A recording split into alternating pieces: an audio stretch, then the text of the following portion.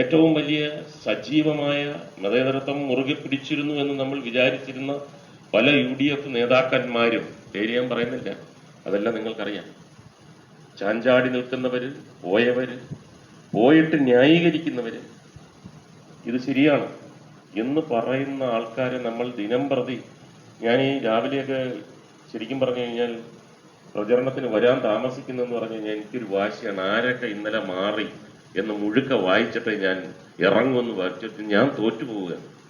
ആ തരത്തിൽ മുഖ്യമന്ത്രിമാർ, മന്ത്രിമാർ, MP മാർ, MLA മാർ അടപടലം ലയിക്കുന്നു, മാറുന്നു. അപ്പൊ അതുകൊണ്ട് നമുക്കവരെ വിശ്വസിക്കാൻ പറ്റത്തില്ല.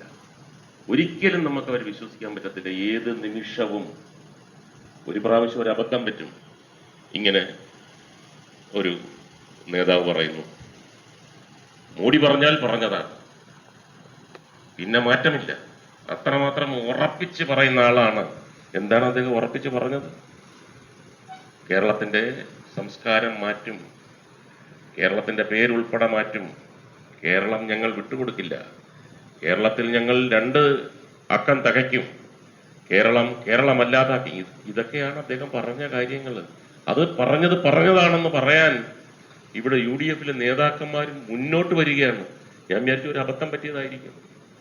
ന്യായീകരിക്കുക മാത്രമല്ല, അതിന്റെ പിറ്റേന്നും ഇന്നലെയും എല്ലാം ഇവർ ഇത് തന്നെ പറഞ്ഞുകൊണ്ടിരിക്കുന്നു.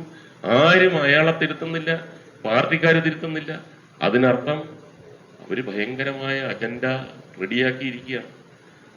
സഖാവ് യെച്ചൂരി എന്റെ കൺവെൻഷൻ ഉദ്ഘാടനം ചെയ്തിട്ട് ഒരു വലിയ നീണ്ട നിര, അദ്ദേഹം ഈ കോൺഗ്രസ്സുകാര്, UDF-കാര്, BJP-യിലേക്ക് പോയ ഒരു വലിയ നിര, എല്ലാവർക്കും കേസുണ്ട്. ED എന്ന് പറയുന്ന സാധനം കൂടെ ഉണ്ട്. ഒന്നുകിൽ ജയിൽ, അല്ലെങ്കിൽ ഞങ്ങളോടൊപ്പം വരുന്ന ആ നിമിഷം ഇവരുടെ കേസെല്ലാം ഡിസോൾവ്. ആർക്കറിയാം ഇവിടെ കൂട്ടത്തിലുള്ള ആർക്കൊക്കെ കേസുണ്ട്, ആർക്കൊക്കെ ഭീഷണിയുണ്ട്?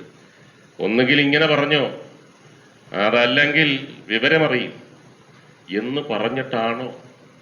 ഇതൊന്നും ഇവരെ വിശ്വസിക്കാൻ പറ്റാത്ത തരത്തിലേക്ക് അതപ്പതിച്ചു കഴിഞ്ഞു എന്നുള്ളതാണ് സാധാരണഗതിയിലുള്ള രാഷ്ട്രീയം. നമ്മൾ നോക്കും. നമ്മൾ വലിയ 1963 പറയേണ്ട ആവശ്യമില്ല. ഇപ്പൊ ഇന്നലെയും മെനഞ്ഞാന്നൊക്കെ നടക്കുന്ന കാര്യങ്ങൾ വെച്ച് അനലൈസ് ചെയ്യുമ്പോൾ നമുക്ക് മനസ്സിലാകുന്നത് കേരളം വളരെ അപകടകരമായിട്ടുള്ള നിലയിലേക്ക് പോകുന്നു.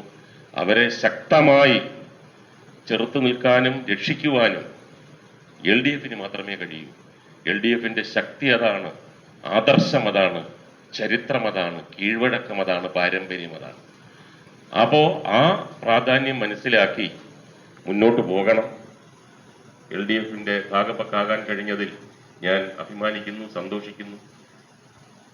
അരിവാൾ ചുറ്റിക നക്ഷത്രം ചിഹ്നത്തിൽ നിങ്ങളുടെ വിലയേറിയ വോട്ടുകൾ രേഖപ്പെടുത്തി ഇടതുപക്ഷ ജനാധിപത്യ മുന്നണി സ്ഥാനാർത്ഥി, അതാണ് ഞാൻ ഏറ്റവും കൂടുതൽ സ്ട്രെസ് ചെയ്യാൻ ആഗ്രഹിക്കുന്നത്. വലിയ വ്യത്യാസമാണ് ബാക്കിയുള്ള എല്ലാ കക്ഷികളുമായിട്ട് കേരളത്തിൽ.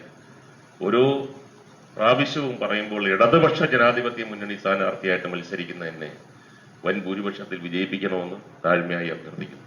നന്ദി.